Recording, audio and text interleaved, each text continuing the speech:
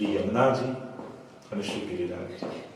આ પાંચે તત્વો એવા દિવ્ય તત્વો છે કે આ પાંચમાંથી કોઈ એક તત્વમાં પણ પરમ આસક્તિ જો જીવને થાય તો સાક્ષાત ભગવત પ્રાપ્તિ એના માટે બહુ સુગમ થઈ જાય છે. અને એમાં આ ગિરિરાજજીનું દિવ્ય તત્વ જે ભક્ત રૂપે પણ છે, જે ભગવાન રૂપે પણ છે, જે ભગવત ધામ રૂપે પણ છે. ગિરિરાજજી અનેક સ્વરૂપોથી આરાધ્ય અને સેવનીય છે. એવા ગિરિરાજજીને ધારણ કરનારા પ્રભુની ગાથા આ ગિરિરાજ ધાર્યા શકમમાં છે. કેવલ ગિરિરાજજીની ગાથા નથી, આમાં છે તો ઠાકોરજીની જ ગાથા, પણ ગિરિરાજજી અને ઠાકોરજીમાં કોઈ ભેદ નથી. આ પાંચે તત્વોમાં ક્યારેય પણ ભેદ બુદ્ધિ જીવે રાખવી નહીં. કોઈકમાં કોઈક સ્વરૂપમાં આસક્તિ અધિક હોય એને કારણે બીજાને ન્યૂન્ય નહીં માનવા, પણ એ જ આસક્તિના સ્વરૂપને દરેકમાં જોવા. આ વિવેક છે. તો અહીંયા ગાથા તો ઠાકોરજીની છે, પણ એ ગાથામાં ઠાકોરજીને ગિરિરાજ ધારી ગયા છે. ત્રણ વસ્તુ પ્રભુએ ધારણ કરી અને આ ત્રણ નામથી પ્રભુ પ્રસિદ્ધ થયા. આ ત્રણ સ્વરૂપથી પ્રભુ પ્રસિદ્ધ થયા, જે વિશેષ રૂપે જગતભરમાં કૃષ્ણની ઉપાસના કરનારા જીવો, આ કૃષ્ણ ઠાકોરજીએ જે ત્રણ તત્વો ધારણ કર્યા તે ત્રણેય તત્વોને ધારણ કરનારાથી ઠાકોરજી પ્રસિદ્ધ થયા. સૌથી પહેલા આપણા ઠાકોરજી પ્રસિદ્ધ થયા વેણુધારી, વેણુને ધારણ કર્યું. પ્રસિદ્ધ આપણે બીજું કઈ ચિત્ર દોરીએ ને બીજું કઈ ન દોરો ને મોરપીંછ અને આમ વેણું કરો, ખાલી આટલું કરો તો લોકો પૂછો આ કોનું ચિત્ર છે, તો બધા કહે કૃષ્ણનું છે. બીજું કાંઈ નહીં કર્યું, ખાલી મોરપીંછ ને વાછડી મૂકો. એટલે કે વેણું ઠાકોરજીની પર્યાય થઈ. એમ આપણે ત્યાં દરેક કોઈ પર્યાય છે. જેમ અન્ય દેવી દેવતાઓને તમે જો ત્રિશુલ છે, ડમરું છે તો મહાદેવજી છે, ગણપતિજી મુસક હોય તો આપણે ગણપતિજી છે, એ રીતે માતાજીનું શ્રીનું વાત તો આપણે માતાજી. એમ ભગવદ તત્વો ભગવાનના પર્યાય છે. તો આપણે ત્યાં ઠાકોરજીનો આશ્રય તો છે, પણ એની સાથે એમનો કોઈ ધારણ કરેલો શૃંગાર યા તત્વ યા એમની કોઈ ભૂમિ, એમનું સ્થાન, એમની કોઈ પ્રસાદી વસ્તુ, એમની ભોગ ધરેલી ઉચ્છિષ્ટ વસ્તુ, આ બધાનો પણ આશ્રય, એમનું નામ, આ બધું ભગવાન અને ભગવાનને સંલગ્ન જેટલા તત્વો છે એ તત્વોનો આશ્રય કરો તો એ પણ ભગવાન જેવું જ ફળ આપે. આ આપણે ત્યાંનો વિવેક છે. જેમ બધે ઠાકોરજીનું સ્વરૂપ ન પધરાવીએ, જેમ જુદી જુદી જગ્યાએ આપણે કોઈ નવી ગાડી લીધી યા નવું ઘર કર્યું કે શું, તો બધે કે તમે ઠાકોરજી નથી, પણ ત્યાં શું કરવું, ભગવત પ્રસાદી વસ્તુ પધરાવી. હવે મૂર્તિઓ એટલી બધી મળવા લાગી છે કે બધે જ આપણે આગળ રાખીએ, પણ એક ડિગ્નિટી પણ છે કઈ જગ્યાએ ઠાકોરજીનું સ્વરૂપ પધરાવાય અને ક્યાં એમની પ્રસાદી વસ્તુનો ઉપયોગ કરાય. એટલે જે બીજી જગ્યાઓ છે જ્યાં આપણે કોઈ નવું ઘર લીધું હોય તો ત્યાં શરૂઆતમાં કંઈક બહાર મૂકતા હોય તો બહાર ઠાકોરનું સ્વરૂપ ના પધરાવે, ત્યાં ઠાકોરજીનો પ્રસાદી ઉપરનો હોય, પ્રસાદી માલાજી, જેમ ઘણી વાર ગાડી નવી લઈએ તો ઠાકોરજીને પોતાને પધરાવી દેવાની જરૂર ના હોય, પણ ત્યાં ઠાકોરજી પ્રસાદી ઉપરનો ગુરુદેવ ઉડાડેલો હોય, પ્રસાદી માલાથી પધરાવી દો, પ્રસાદી કંકુથી તમે ચાંદલો કરો, સાથીઓ કરો, ટીકો કરો, તો એમાં ભગવાનના આશીર્વાદ આવી ગયા જ કહેવાય. એટલે દરેક જગ્યાએ ઘણી વાર એવું થાય આશીર્વાદ પણ એક પછી ક્યાંક વિદેશમાં મને બેન મળ્યા હતા, માજી હતા, બહુ મોટી ઉંમરના, એને પગમાં કંઈક વાગી ગયું હશે તો મને બસ અહીંયા જ હાથ અડાડો તો તમારું સારું થઈ જાય. માને કે તમને માથામાં આશીર્વાદ ના, મારે અહીંયા જ ઓપરેશન થયું તો અહીંયા જ હાથ અડાડો સારું થાય. બીજું પગમાં ના, મને અહીંયા જ ઠીક થાય. મેં તમે ગોળી અહીંયા ખાવ અડાડો છો ના, નહીં તો મોઢામાં કહું મેં તોય મટી જાય છે ને, એમ માથે આશીર્વાદ મૂક્યા તો ત્યાં પહોંચી જ જશે. તો પેલા કેટલા પગમાં જ હાથ અડાડો, ભોળા માંગીએ તો મેં તો અડાડે જ ખરાબ, એ વાતો નથી, એમને સંતોષ થાય. પણ જરૂરી નથી કે ત્યાં જ આશીર્વાદ મળે. આશીર્વાદ તો જ્યાં અપાતા હોય ત્યાં જ અપાય. ગોળી મુખમાં જ મુકાતી હોય તો મુખમાં જ ખવાય. એ તો રોગ સુધી ગોળી શોધીને પહોંચી જાય, એનું ઠીક કરી દે. એમ આશીર્વાદ હાથ માથે જ રાખીને લેવાય. એ આશીર્વાદની જ્યાં જરૂર હોય ત્યાં આપમેળે રસ્તો ગોતી લે. પણ ત્યાં જ આશીર્વાદ ન લેવાના. એટલે જ જીવનમાં એક વિવેક છે. એટલે કે પ્રભુ સંબંધી તત્વો પણ ભગવદ રૂપ જ છે. આપણે કહેતા કોઈ સારા પ્રસંગે અચાનક કોઈ વૈષ્ણવ આવી જાય તો એ સંકેત એવો જ માનવો, જો ઠાકોરજી આશીર્વાદ આપ્યા એનો સંકેત શું? આજે અચાનક મારા સારા પ્રસંગે વૈષ્ણવ આવી ગયા. આજે હું જતો હતો મને એકદમ ગલ્લતકુલ મળી ગયા, એમના આશીર્વાદ મળી, એવું તો સારું કામ કરવા જો ઠાકોરજીના આશીર્વાદ મળી ગયા. આપણે ત્યાં આ ભાવ છે. એટલે દરેક જગ્યાએ ભગવાન જ હોય જરૂરી નથી. ભગવત સંબંધિત તત્વની પ્રાપ્તિ યા એને પધરાવીને પણ ભગવાનના આશીર્વાદ મેળવી શકાય. આ વિવેક છે. અને આવો જ ભાવ ભગવાન અને ભગવત તત્વોમાં સમાન બુદ્ધિ રાખો. એટલે પહેલા સમયમાં તો કોઈ મોકલતા, જેમ પોતે ન પધારી શકતા હોય મહારાષ્ટ્ર કે આચાર્યશ્રી, તો કોઈ વૈષ્ણવને ઉપરનો ઓઢાડીને મોકલે. એટલે કે એમના પ્રતિનિધિ રૂપે આવે છે. અને એનું રિસ્પેક્ટ જૂના જમાનામાં રાજા પણ એવું કરતા.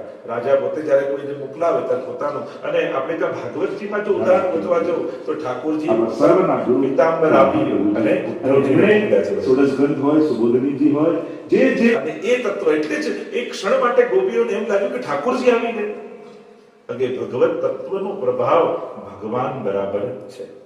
એમાં ક્યારેય ન્યૂન્ય બુદ્ધિ નહીં રાખે. લો પ્રસાદ મળ્યો પણ ભગવાન ક્યાં આવે?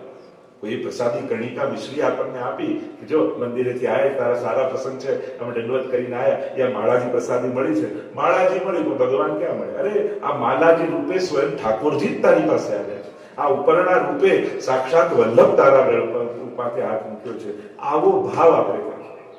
આ ઉપરનો પણ ઓઢાડી ઘરે મૂકીને ઉત્સવ હોય ત્યારે એ પ્રસાદી ઉપરનો બધા ઓઢીને આવવો જોઈએ.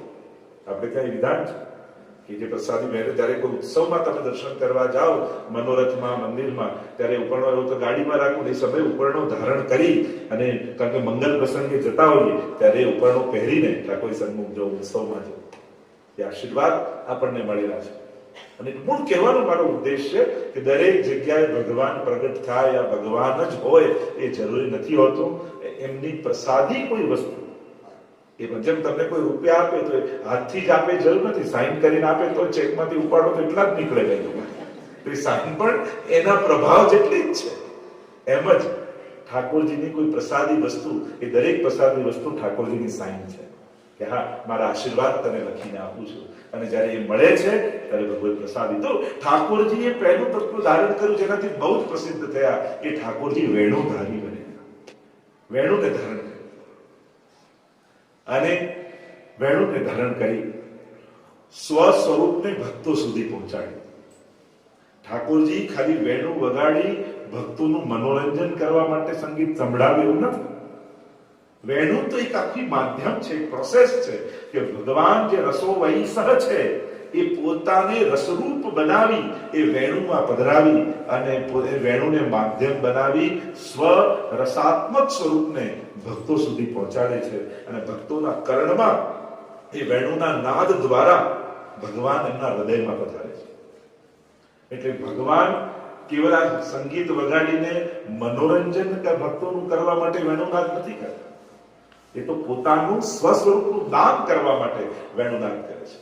બરહા પીડમ નટવર વપુઃ કર્ણયો કર્ણિકારમ બિભ્રદ્વાંસઃ કનક કપીશમ વૈજયંતિમ ચ માલામ રંદ્રાન વેણો રધર સુદયા પૂરયન ગોપ વૃંદૈ વૃંદારણ્યમ સ્વપદ રમણમ પ્રાવિશંગીત કીર્તિ. ઠાકોરજી વેણુ વગાડતા વગાડતા વૃંદાવનમાં પધારી રહ્યા છે. અને વેણુ નાદ કરતું સ્વરૂપ કૃષ્ણનું સુપ્રસિદ્ધ છે, વિશ્વભરમાં પ્રસિદ્ધ છે. કારણ એ 6 ધર્મોનું વેણુ તાકું ધર્મી રૂપ અનેક અનેક ગાથાઓ વેણુ માટે ગવાય છે. તમે વેણુ ગીત નામનો આખો પ્રસંગ, આખો અધ્યાય ભાગવતજીના 10મા સ્કંદમાં છે કે વેણુનાદ દ્વારા કેવો પ્રભાવ વેણુનો વ્રજમાં થાય છે. અને ઠાકોર જ્યારે વેણુ વગાડે છે ત્યારે લતા પતા વૃક્ષો, નદીઓ, હરણીઓ, ગાયો, પક્ષીઓ કેવા પ્રભાવ, કેવા રસમગ્ન બની જાય છે. જાણે સાક્ષાત ભગવાન એમના હૃદયમાં આવીને બિરાજી ગયા હોય એવો અનુભવ એમને થાય છે. આ મૂળમતી હરણીઓ ધન્યા સ્વમૂળ મતયો વિહરિણ્ય એકા યા નંદ નંદન મુપાત વિચિત્ર વેશમ આકર્ણ વેણુ રણિતમ સહકૃષ્ણ સારા પૂજામ દધુર વિચિતામ પ્રણયાવલોકૈ. મૂળને પણ જે પ્રેમ શીખવાડી દે એ છે ઠાકોરજીની વેણુ. જે પ્રેમને જાણતો ન હોય, જેની અંદર પ્રેમ તત્વ ન હોય, આ વેણુનો નાદ એની પ્રેમ રૂપ પોતે હરી છે. કારણ કે ભાવ પ્રેમ થાય ને પછી ભગવાન પાસે જવું. ના, અરે પ્રેમની મૂર્તિ જ ભગવાન છે. તું એમની પાસે જઈશ તો પ્રેમ આપમેળે પ્રગટ થશે. એ પ્રેમનો પારસમણી છે. ભગવાન છે ને એ પ્રેમનો પારસમણી છે. જેમ લોખંડને પારસમણી અડે તો સોનું થઈ જાય, એમ જે શુષ્ક જીવ છે, અરસિક જીવ છે, જે નિષ્ઠુર જીવ છે, એને કૃષ્ણ રૂપી પ્રેમનો પારસમણી સ્પર્શે તો એની અંદર પણ પ્રેમ પ્રગટ કરી દેતો હોય છે. प्रेम हरि को रूप है, जो हरि प्रेम स्वरूप एक होय द्वय यो नसे, जो सूरज अरुधो. साक्षात मूर्तिमंत પ્રેમનું એ કૃષ્ણ છે. અને એટલા માટે કૃષ્ણ પાસે જવા માટે તમારી અંદર પ્રેમ જાગે એની રાહ જોતા નહીં. કારણ કે જગાડનારો જે છે એની પાસે જશો તો પ્રેમ એ જગાડી આપશે. તો કૃપાનું એક સર્વોપરી લીલા ઠાકોરજીની એ વેણુનાદની લીલા છે. અને એટલા માટે પ્રાય કૃષ્ણને વેણુનાદ કરતા આપણે દર્શન કરીએ છીએ. તો વેણુધારી ઠાકોરજી. બીજા મહાભારતના પ્રસંગોમાં આપણે જોઈએ કે ચક્રધારી ઠાકોરજી. સુદર્શન ચક્રને ચક્ર ધર્યો જનતાપ નિવારણ આપણે કઈ પદોમાં પણ અનેક પ્રકારથી ગાઈએ છીએ. તો બીજા પ્રભુ ધારણ કરે છે સુદર્શન ચક્ર. એનું નામ જ છે સુદર્શન, કે જેનું દર્શન સુદર્શન હોય. અને ભક્તોની રક્ષા માટે જ ઠાકોરજી ધરે છે. અને એટલા માટે પ્રભુ ચક્રધારી છે. અને અનેક તમે પ્રસંગોમાં જુઓ ભક્તો પર કૃપા કરવા માટે. એ તમે જયારે અમરીશ રાજાની કથામાં જુઓ છો અને ત્યારે સુદર્શન એમની પાછળ દુર્વાસા મુનિની પાછળ દોડે છે અને બચાવવા માટે ભગવાન પાસે જાય છે. અને ત્યારે ભગવાન એમ કહે છે કે જેનો અપરાધ કર્યો છે એ તને ક્ષમા કરી છે. જ્યાં વિશ્વજીને મારવા ભગવાન દોડે છે, વિશ્વજી કે આ સુદર્શન છે.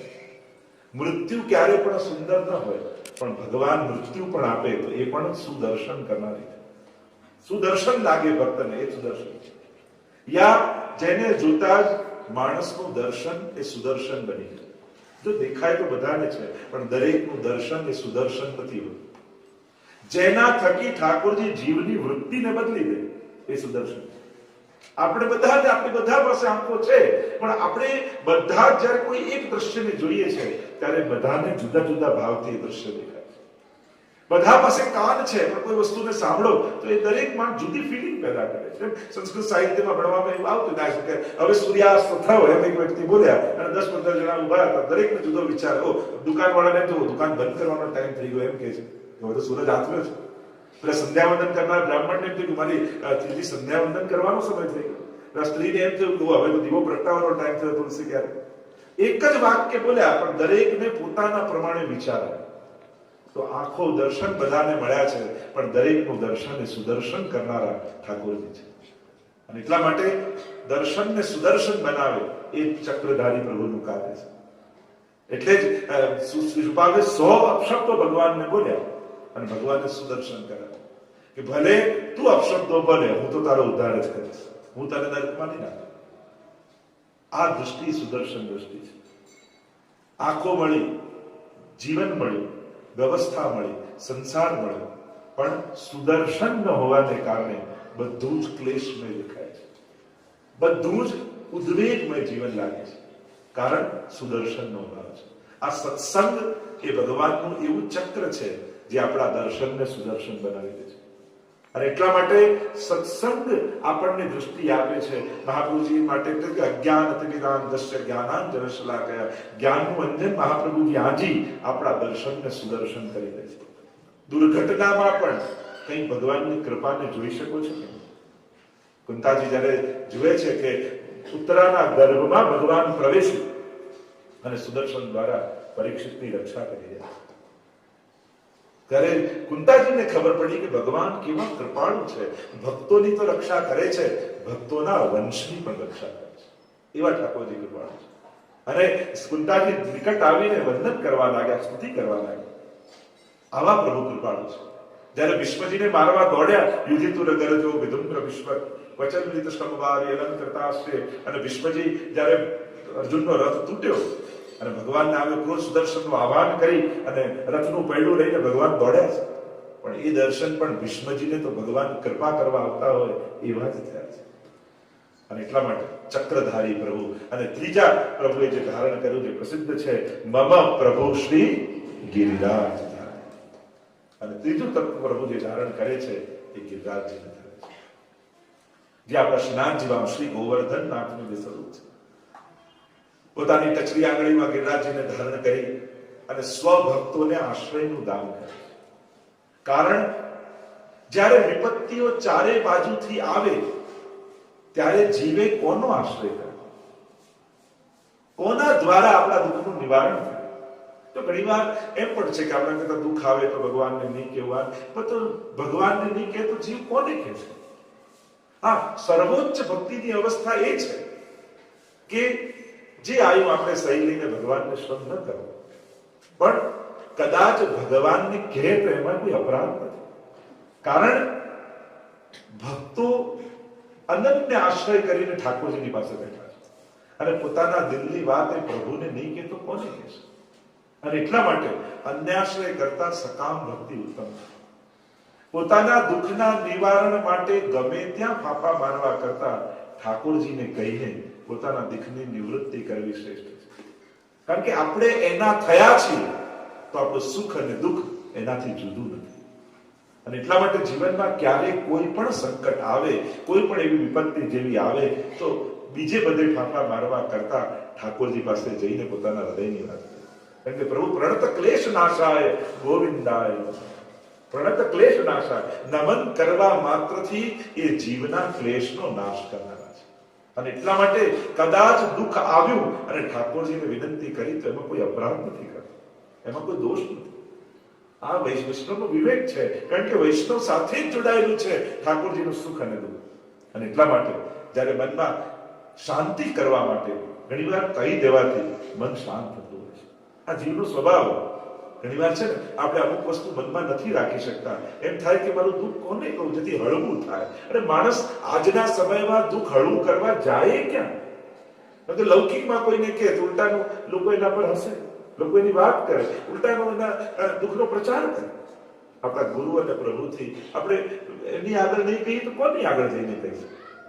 કારણ કે ઠાકોરજી દુઃખ હરતા છે, દુઃખ હરનારા પ્રભુ છે. અને એટલે જ આપણે કાંઈક કહેવાયું છે, સુખાવસાને ઇદમેવ સારમ, દુઃખાવસાને ઇદમેવ જ્ઞેયમ. સુખ આવ્યું ઇદમેવ સારમ, ઠાકોરજીની કૃપાથી આવ્યું છે. દુઃખાવસાને ઇદમેવ જ્ઞેયમ, દુઃખ આવે ત્યારે ભગવાનને જાણવાની કોશિશ કરે.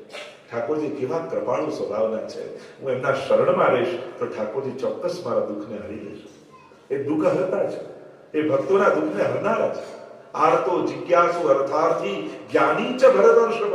ભગવદ ગીતામાં ભગવાને કહ્યું આ બધા મારા ભક્તો છે, એ ભલે આર્ત ભક્તો હોય, જ્ઞાની હોય, યા આર્તો જિજ્ઞાસુ અર્થાર્થી, યા અર્થાર્થી કોઈ મારી પાસે કોઈ સકામ ભક્તિ કોઈ વસ્તુ લેવા માટે આવતો હોય, પણ મારી પાસે આવે છે ને, જે કોઈ પણ ભાવથી ભગવાન પાસે જાય એ બધા ભગવાનના ભક્તો જ છે.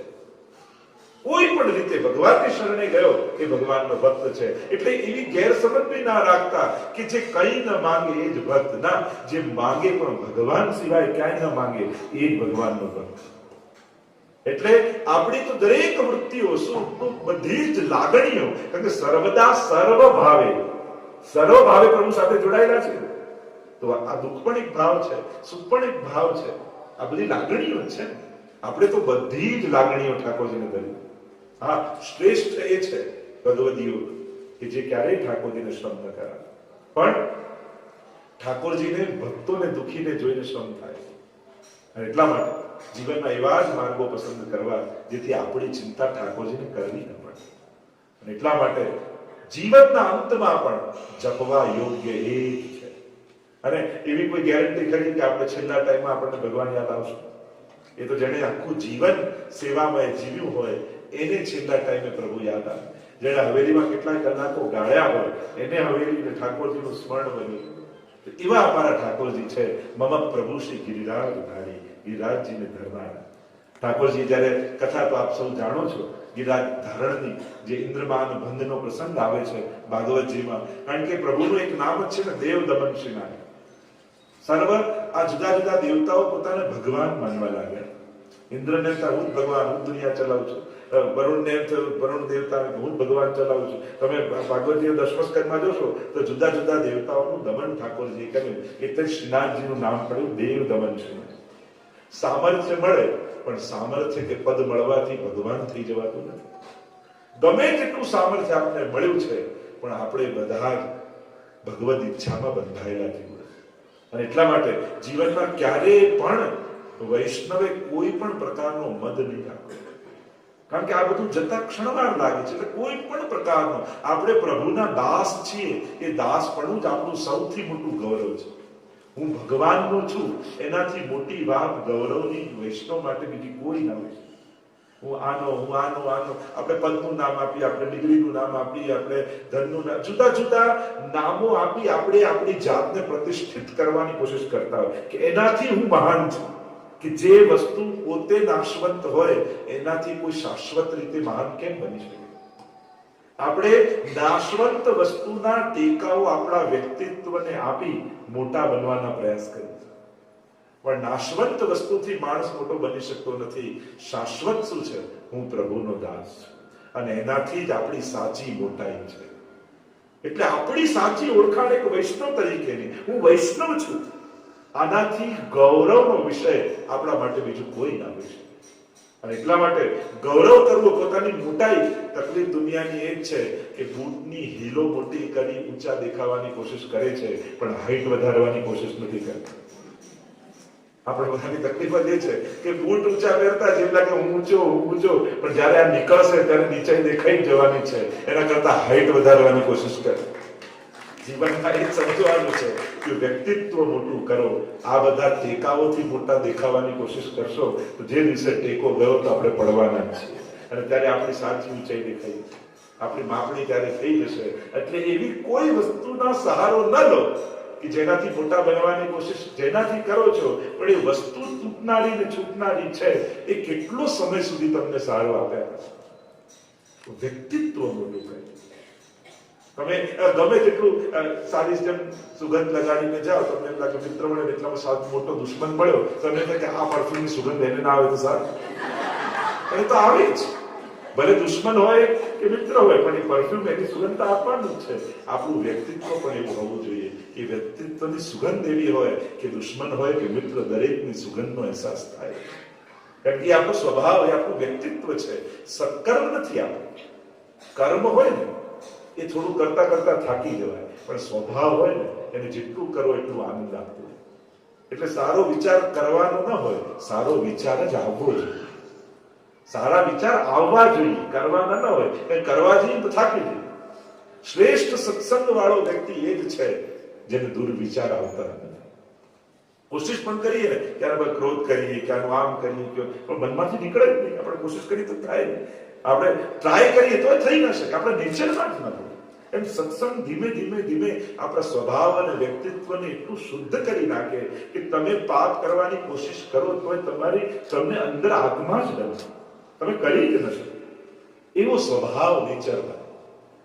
તો જે મૂળ વાત કરી રહ્યો, મમ પ્રભુ શ્રી ગિરિરાજધારી. આ ગિરિરાજધારી પ્રભુ જે ગિરિરાજજીને ધરી, તો જે દેવતાઓ પોતાને ભગવાન માનવા લાગ્યા.